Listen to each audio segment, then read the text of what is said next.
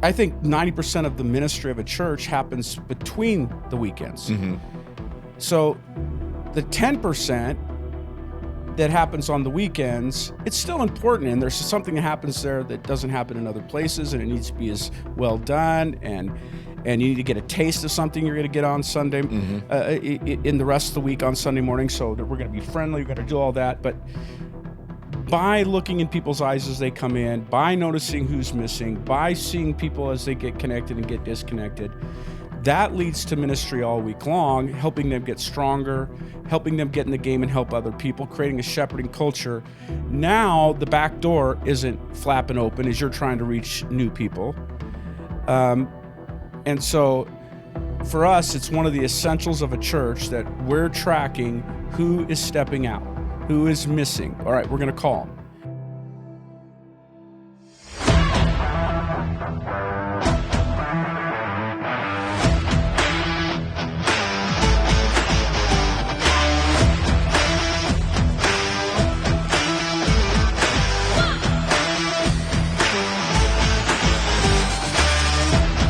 Welcome back to the Church is a Team Sport podcast. I'm Lance Wigdon. Again, I'm with Jim Putman, author of A Church is a Team Sport. We are glad you are here. Once again, the reason that Jim and I are doing this podcast is for you, the pastor, minister of a smaller church. Jim and I both have a background with smaller churches. We care about the smaller church. So does the Lord. That's his bride, and we care about you that are shepherding that community, and so we're doing this podcast for you. This week, we're talking about essential number 4 as we're going through this list, which is really definitely interwoven in the middle of the book, Church is a Team Sport. Chase the strays. When I first met you, the church I grew up in, somebody wasn't there on Sunday. We just wondered where they were. We didn't make a phone call. We didn't go try and find out where they were at all. And, then they'd show back up and, oh, we missed you last Sunday. And that was basically it. And so it was a very kind of like you're throwing a party every Sunday and you invited everybody and you hope that your friends and family come to this party. And if they're not there, you go on with the party and you don't know. But you definitely changed that paradigm for me. And when people weren't there, you would call them. Tell me about that back in the day. Yeah, well, I grew up in a home where my father he's just like the consummate shepherd, right? Mm-hmm. He knew his sheep, being an elder, pastor, shepherd. He would tell me, he would talk about Ezekiel chapter 34, mm-hmm. where God says through Ezekiel, I curse the shepherds of Israel because they don't chase the strays. Mm-hmm. They don't bind up the hurting. They only take care of themselves. They were sacrificing the sheep for their own good, mm-hmm. instead of being a shepherd, right, and caring for the sheep. And so my dad, growing up in the home, he knew who was new, he knew who was missing, and it was in part because of his view of that. He was always busy, so that led into, doing a good job of shepherding, but not doing maybe as good a job with raising up shepherds to help shepherd. Mm-hmm. Now, he became better at that as he was older. And so when I came back to the Lord, in part because he shepherded me when I was mm-hmm. astray, mm-hmm. pursued me, I went into ministry, and I just had this core value because I'd seen it, because of what it had meant for me, that was going to be a part of what I saw in Scripture. Jesus left the 99 to go find the one, right? So there's this whole, John 10, where it talks about the good shepherd and how the hireling runs when the wolf comes. Mm-hmm. And so as a small church, it was, we started in a house. If somebody was missing, it's just, hey, how you doing? You okay? We missed you. And then we started, I remember in the book, I talk about how, we were growing. We were up to 300, 400, 500 new people coming. on every Sunday afternoon, I would call every missing person, and I would call every new person, and then pretty soon it became Monday or Sunday night and Monday night.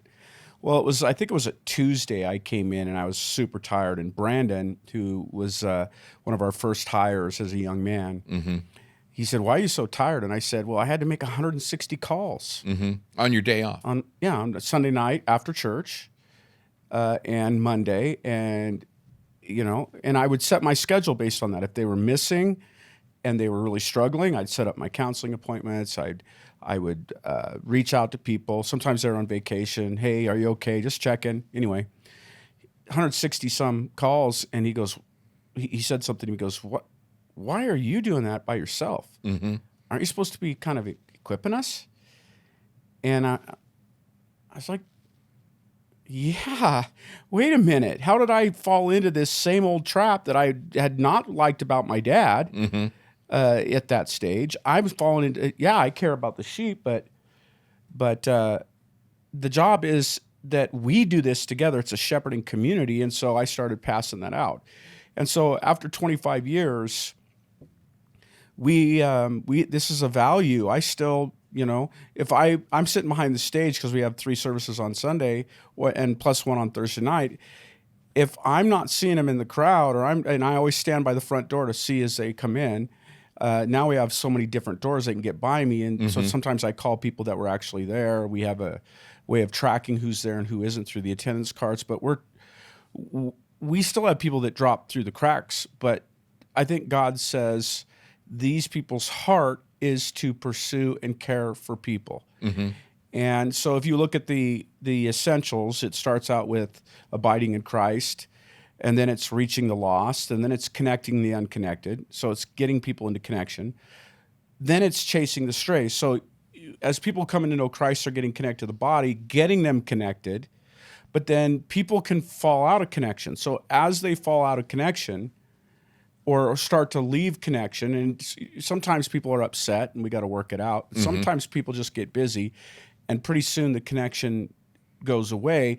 What if we catch that early and like, hey, you're missed, you're cared about?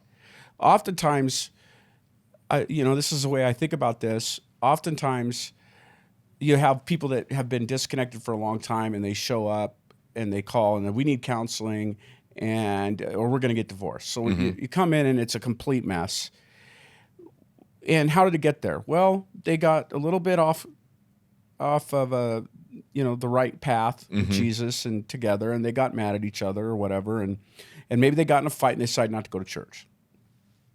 And as time goes by, it didn't get resolved. They started getting bitter. They started resenting one another. They stonewalled, or they vented, or they whatever. And as time goes by, it builds until now the engine's blown. Right? But it didn't happen overnight. Right. Well, what happens if they got into a fight, they didn't show up for church, and they got a call, and it's like, hey, are you okay? What's going on?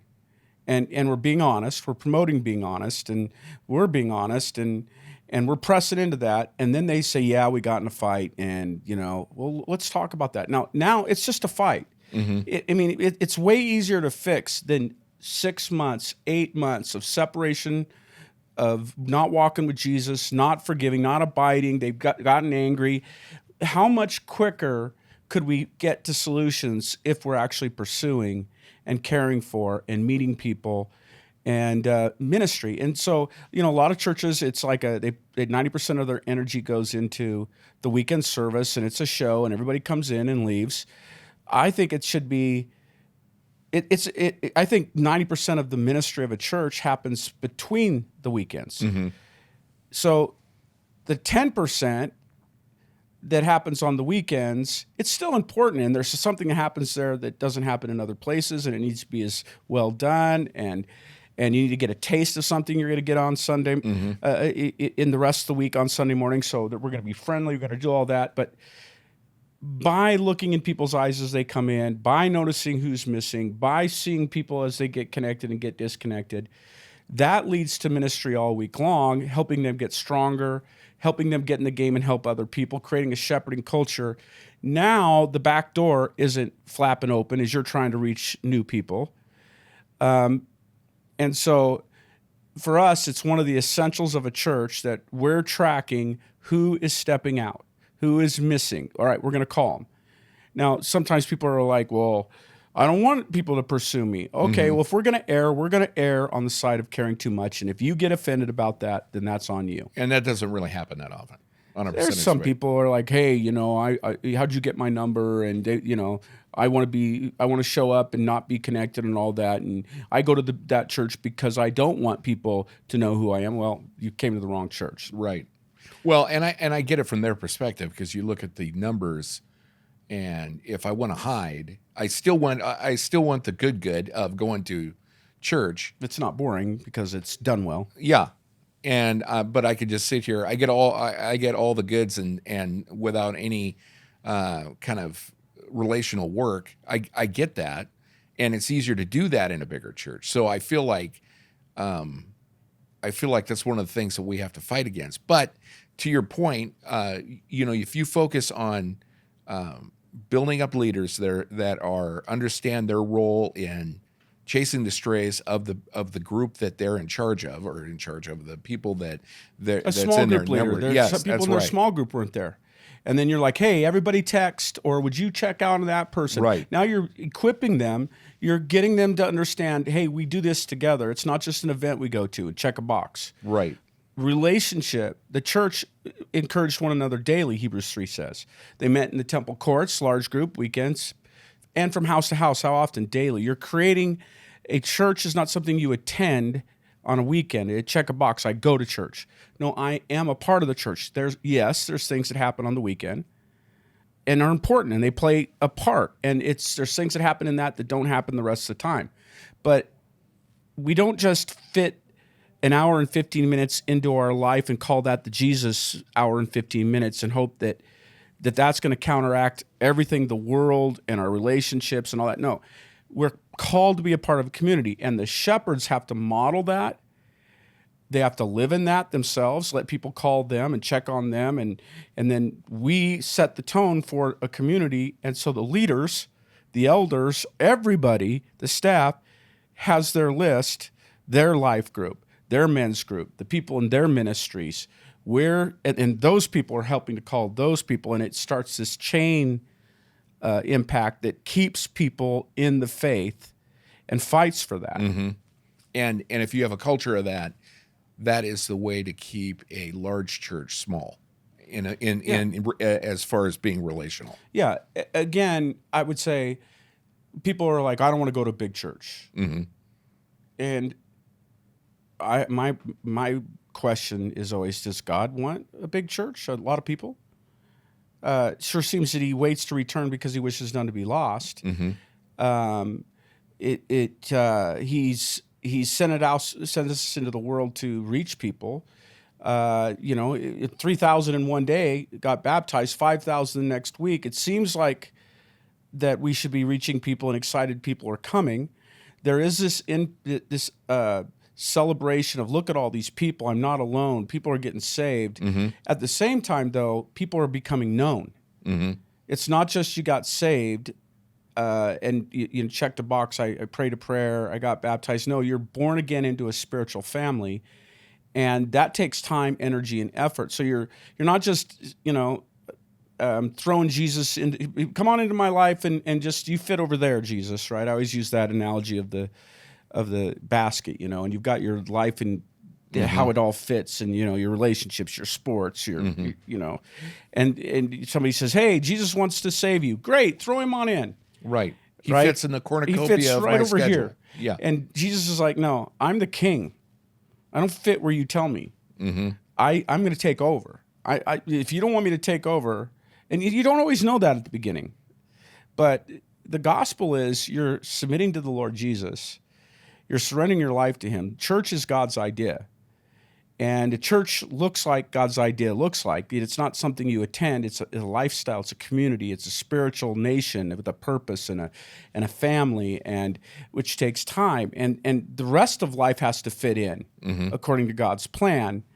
And And so there's things that he'll throw stuff out. No, this doesn't. No, I like that there. No, that's got to go because it takes too much time away from my purpose for your life, and the pruning part of your life, and part of leadership, shepherding, is knowing your sheep so you can speak into their life where they're at. They're all in different places.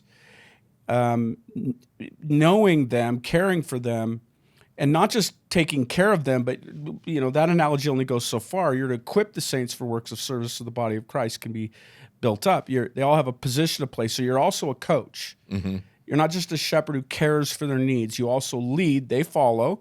When they don't, you pursue.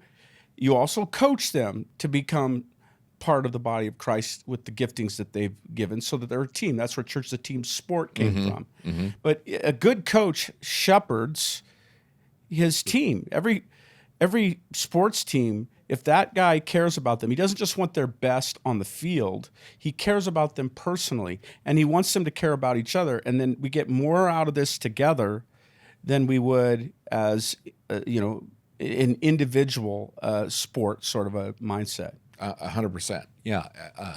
Coach, getting other coaches that can follow these cultural norms and do that in there with the people that they are leading and shepherding is the goal, and that's what will continue to grow, not just grow in numbers, but grow people that are going to be more Christ-like. So we've been doing this a long time. 2020 comes around, and I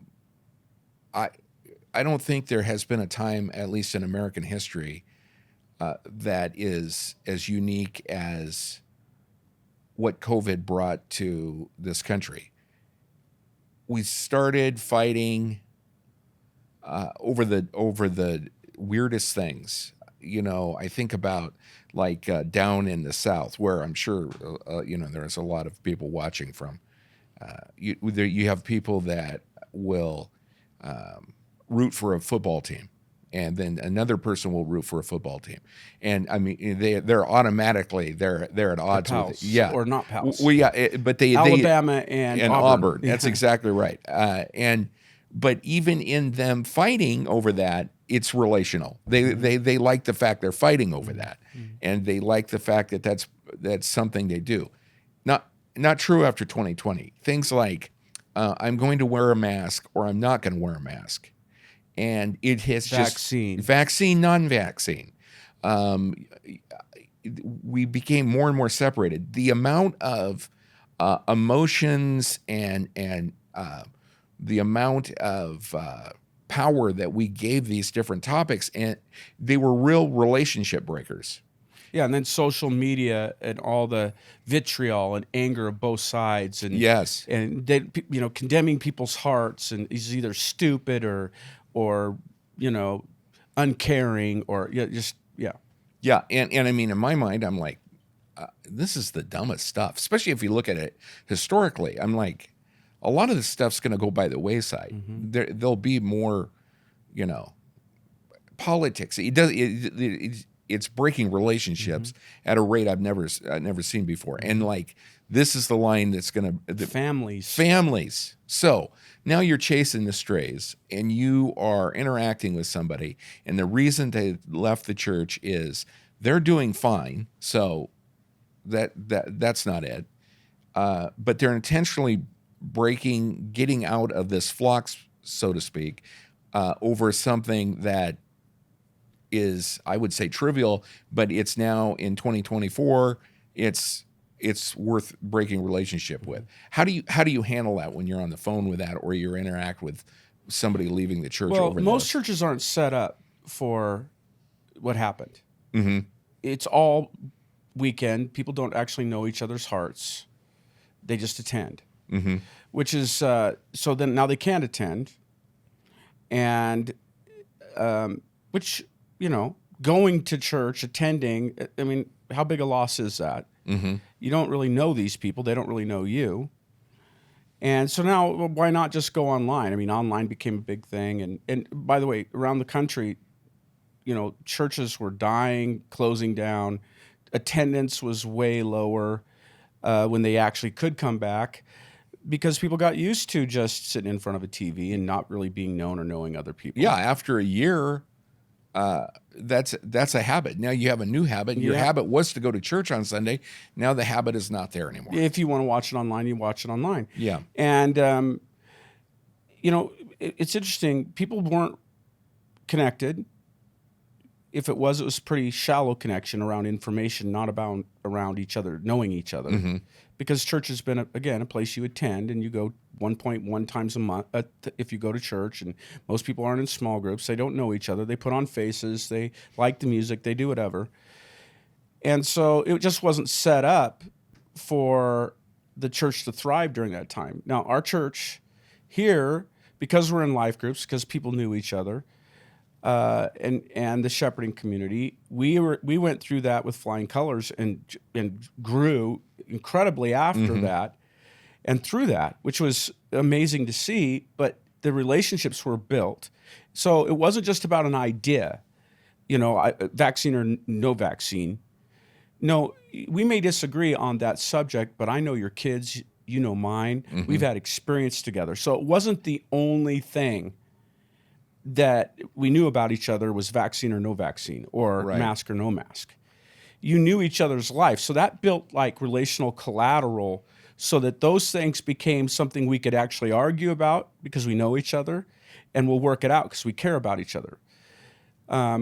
When all you have is an idea and we have differing ideas and there's so much vitriol and that's all you know, it's easy to break. It's like one or two strings are broken versus like the 50 you just alluded to, like kids and history. Yeah, and you'll work things out, especially if part of maturity is actually loving God and loving others and letting them love you, and you're in relationship. They're like relational ropes that hold you fast when the storm hits. Mm-hmm. And, everybody likes the idea of having good music or a good sermon or whatever, and being able to, and flexibility and no accountability. And I can serve where I want to serve or not, and nobody's asking me to do anything I don't want to. And that all works fine until tragedy hits. Mm-hmm. And now you want to be known. Now you want to know your pastor. You want to be able to call and get counseling. You want people to help you, but you didn't set your life up that way. Mm-hmm. You don't have that. You just have a place you attended. Mm-hmm. And you don't have people that serve in that church because everybody's just a consumer. 10% of the people do 90% of the work. They're burned out. Most people are consumers. They're not really connected in relationship. They're not really cared about. They don't know anybody else. And so there's this isolation that has hit. You're in the middle of a tragedy, and you're anxious or scared or angry. Your relationships are broken.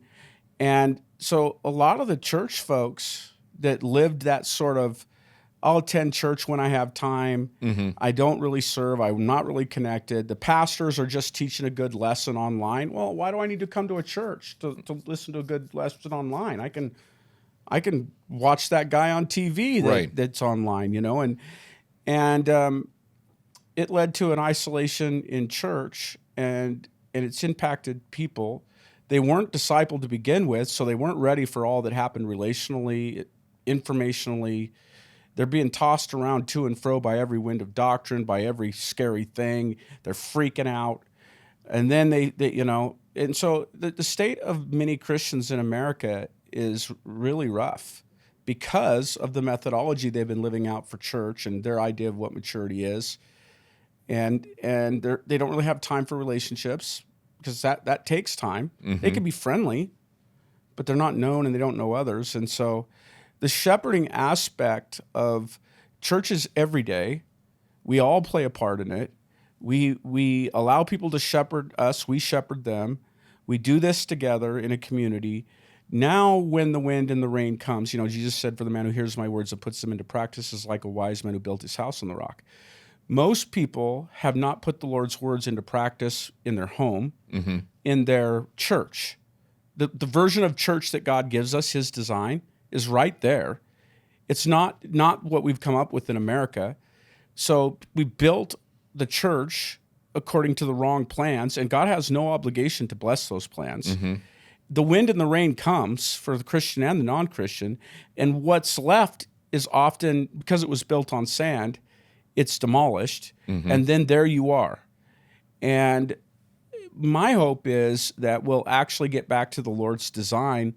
The job description of a pastor isn't just sit in my office 30 hours a week, come up with a great message, great video, great worship, big show on the weekends, gather the biggest crowd. No, that's not the definition of a leader in a church as Jesus defined it. Mm-hmm. And others are like, well, I have to do it all, and I'm going to shepherd these people. I'm going to care for these people, and that's part of the definition. But your job is to equip the saints, and to create a shepherding culture means you make disciples who make disciples, and we do it together. So, oftentimes, we turn it into a show, or give ourselves as pastors all the responsibility, and we either burn out or we're aloof, and the people suffer. Mm-hmm. And I really think this is why I love doing this podcast. Church, the book itself, Church as a Team Sport, is about how to break that cycle, because you're right. You're coming up with physical limitations. You can't shepherd all the people. You can't hold everybody accountable. You weren't intended to. It's not even what Jesus came even close to modeling. Yeah. But that is the American church, and we have bought into that everyone looks to us and we have to do all this work. The reality is it is a team sport, and if that team is building and working to build a culture that does these essentials, is for today it's chase the strays. It will be a church that is built on the rock. It will grow, and there'll be stability. Absolutely, because it feels like there is not a time when there is a storm right now in our culture. It feels like it's stormy, and it's only getting stormier and more divisive. And we were built for relationship with God and relationship with others. You don't have it in your life. There's something key missing. Mm-hmm. And because of that lack of stability of relationship, more online time, you're interacting with a non-human, more busyness, less relationship time with God, less relationship with each other, not a place where you can be open and honest and share what you're thinking. Building a culture around the things we do leads to mental health issues. Mm-hmm. Things like depression, anxiety. It leads to people snapping when things happen. It leads to, I think, the suicide rate amongst teenagers. We're raising a group of kids who are unstable, in part, as Christians even, because the form of Christianity we adopted is not Jesus' form, and it has a direct impact on our own mental health and the mental health of others. And then as we get away from what we were designed for, the devil in the darkness has a lot more room to play and lie and deceive and maneuver, and he's doing it. Mm-hmm. And it's just time for us to get back to the Lord, his playbook. He's the head coach. We do it his way. He's right. We get back to what the early church did, his method. You don't keep his teachings, Jesus' teachings, but divorce them from his methods of living that out. And again, I see all kinds of pastors that are trying to come up with new fancy ideas. We've said this before. Brandon, I love this, here for years, but he kind of coined the phrase, God didn't ask us to innovate. He asked us to imitate. Mm-hmm. And getting back to the basics and living that out is, the knowledge that leads to relationships and skill sets as we do this together on a mission is what is worth living for. It has eternal blessing. It has temporal strength built into that recipe. And right now, more than ever, our people need it. That's right. It's tough. It's tough, but it's worth it. And we know it's worth it to the point we've given you some tools. This podcast is a tool, but we also have more tools on jimputman.com. If you have any questions, go ahead and email us there. We'd love to answer them. We're out here to help you and help you build God's church. We'll see you next time.